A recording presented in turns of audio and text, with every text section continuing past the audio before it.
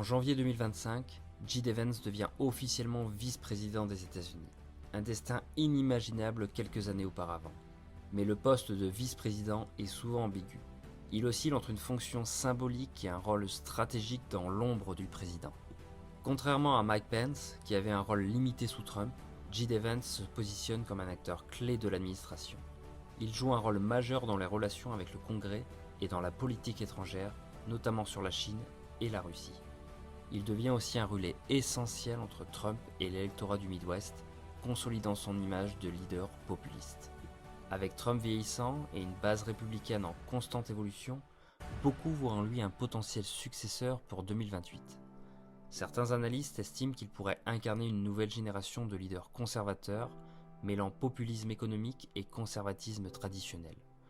D'autres pensent qu'il restera dans l'ombre de Trump, incapable de s'émanciper de son mentor politique. Une chose est sûre, J.D. Vance est désormais une figure incontournable du paysage politique américain. Sa trajectoire fulgurante de Middleton à la Maison-Blanche illustre les mutations profondes du Parti républicain et du pays tout entier.